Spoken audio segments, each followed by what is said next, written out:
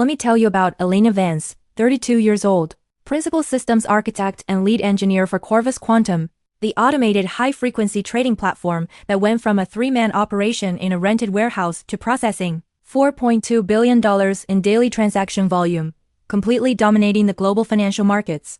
What the slick private equity empty suits who took over Corvus last quarter didn't know until the final catastrophic hour of the fiscal year was that Elena wasn't just the quiet tech genius who built the entire machine learning engine from scratch.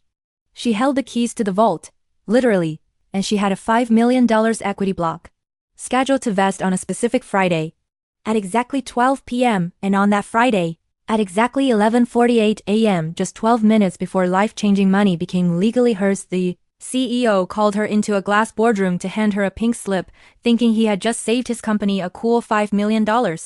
Instead, Julian Cross sent one single automated system ping that turned his entire $3.6 billion valuation into a smoking crater, wiped out his board's stock options, destroyed his personal hedge fund legacy, and turned his petty greed into the most expensive, most public, most brutal cautionary tale in Silicon Valley history. This is the full, unfiltered, no detail spare story of how one fired engineer used the exact golden handcuff contract meant to trap her to completely liquidate the men who tried to rob her. Buckle up, this one is fast, this one is vicious.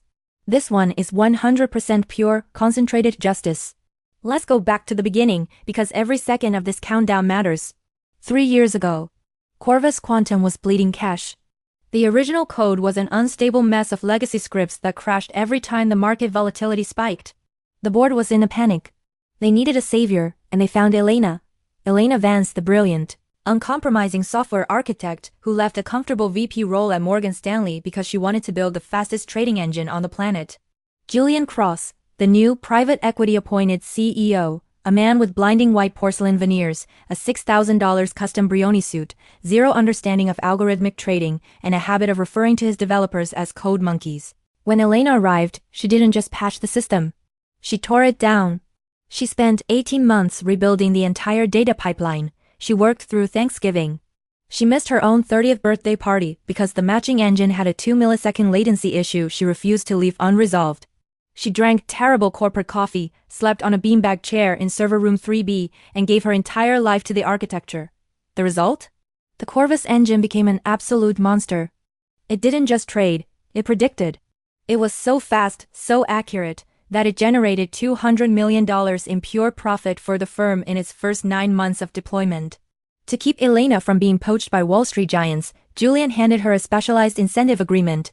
The recruiters called it a golden handcuff contract. It was a massive retention package. $5 million in restricted stock units, set to vest in one lump sum at the 3-year mark. Friday, June 19th at noon. Elena knew Julian was greedy, but she didn't realize how stupid he was until the clock started ticking on that final Friday morning. 11:30 a.m. Elena was at her desk, monitoring the end-of-week liquidity pools. 11:40 a.m. An urgent, high-priority Outlook invite hit her screen. Subject: Immediate structural review. Location: Boardroom 1A. Attendees: Julian Cross, HR Director Marcus Vance, no relation, and Lead Corporate Counsel. Elena didn't sweat. She grabbed her leather laptop sleeve, walked down the glass corridor, and stepped into the room. Julian was sitting at the head of the polished oak table, typing on his iPhone, a smug smirk plastered across his face. Marcus from HR looked like he was hiding a terminal illness. Corporate counsel wouldn't even make eye contact. Julian looked up, adjusted his gold Rolex, and leaned back. Elena, thanks for coming in. I'll cut right to the chase. As part of our Q2 operational streamlining, we've decided to move the engineering infrastructure direction in a different way. Your role has been eliminated, effective immediately. Elena looked at the digital clock on the boardroom wall. 11:48 a.m. 12 minutes. They had timed the meeting precisely to fire her 12 minutes before her $5 million equity block hit her account. 12 minutes, Julian? Elena asked, her voice deadly calm. You couldn't even wait until lunch? Julian gave a pathetic, rehearsed sigh of fake empathy. Business is business, Elena. The board feels that a $5 million payout to a single engineer doesn't align with our current cost-cutting initiatives. We'll offer you 2 weeks standard severance, provided you sign the standard release right now. HR Marcus slid a single page across the table. Elena didn't touch the pen. She didn't scream. She didn't shed a single tear. She just opened her laptop, executed one pre-written terminal command, closed the lid, and stood up. I won't be signing that, Elena said quietly. Julian scoffed. If you don't sign, you leave with nothing, Elena. The unvested shares revert back to the company pool at 12 p.m. You lose. Elena looked at him, and for the first time all day she smiled. It was the smile of an executioner pulling the lever. You should have read Clause 14F of the Golden Handcuff Agreement you made me sign, Julian. See you around. She walked out of the boardroom. She didn't clear her desk. She didn't say goodbye to the team. She walked out of the building, crossed the street to a high-end French bakery, ordered a $14 artisanal almond croissant and a double espresso, sat by the window, and watched the show. 12 p.m., the countdown hit 0. And inside Corvus Quantum, the digital sky fell. What Julian and his genius legal team had completely overlooked was the fine print inside. Clause 14F, the bad faith termination provision that Elena had personally drafted into her retention contract before initialing it. The clause stated that if the employee was terminated without documented performance-based cause within a 24-hour window preceding a major vesting event, the termination was legally classified as a constructive bad faith evasion. The penalty?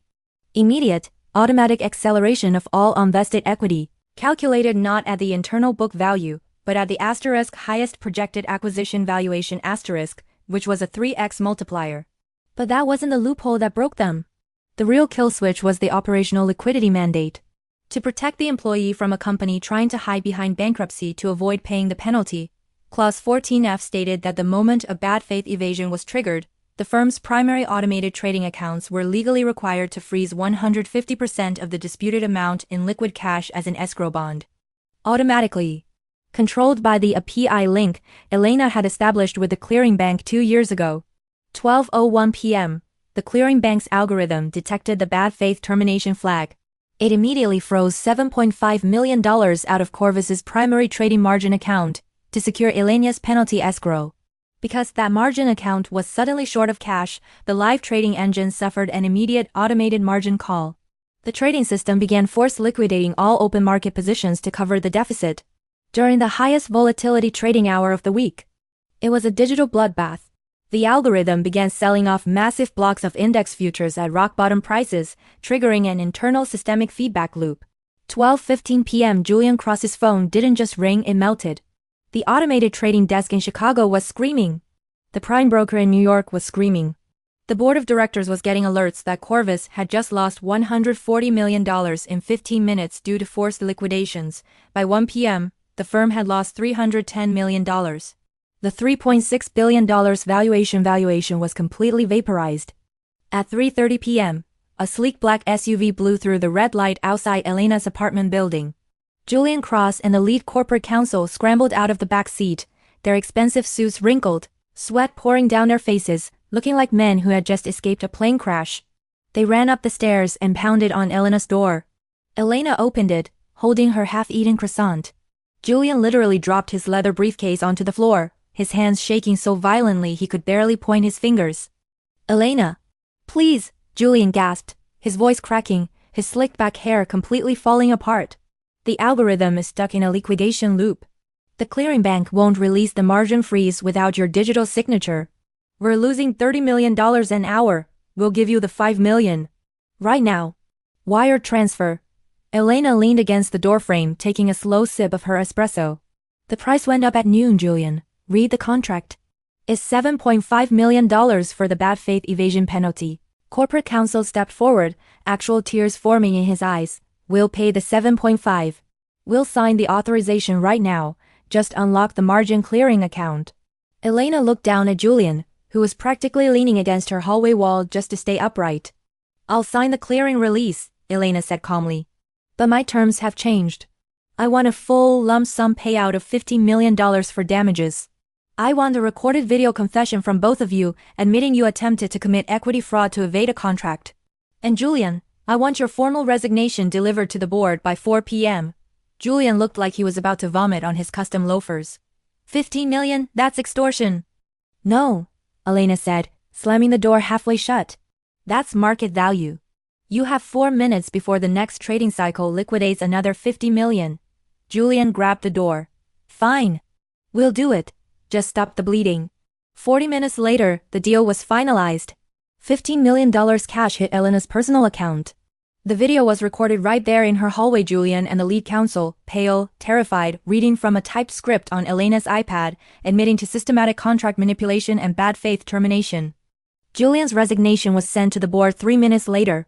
The private equity firm fired the entire executive suite by Monday morning, writing off their massive operational losses. And Elena? She took her $15 million fortune and went completely off the grid for 6 months. She bought her parents a massive ranch in Montana, paid off every dime of her brother's medical school debt, and established the Vance Architecture Fellowship, a $3 million foundation dedicated to protecting independent tech developers from corporate predatory practices. She recently opened her own boutique algorithmic consulting firm. Her new office is located on the top floor of a skyscraper overlooking the very building she was fired from. And right there in the main lobby, mounted on a solid block of dark granite, hangs a massive gold plaque for every client to see. It reads, "A golden handcuff only works if you don't own the key to the vault." Read the fine print. Elena Vance. They say Julian Cross was blacklisted from every venture capital circle from San Francisco to New York. He now runs a failing corporate consulting blog that gets 3 views a week, mostly from his ex-wife's divorce attorneys. They say the corporate counsel lost his partnership at the firm and had his license reviewed by the state bar. And they say that every fintech firm in the country now has one mandatory rule during executive restructuring: never, ever look at the clock when firing an engineer.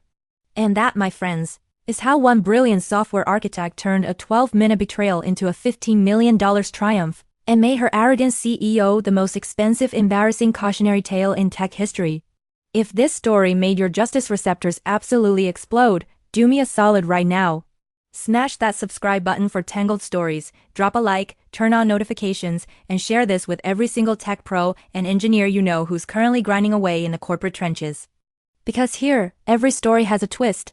And sometimes that twist costs 12 minutes and $15 million. I'm Brett, and I'll see you in the next one.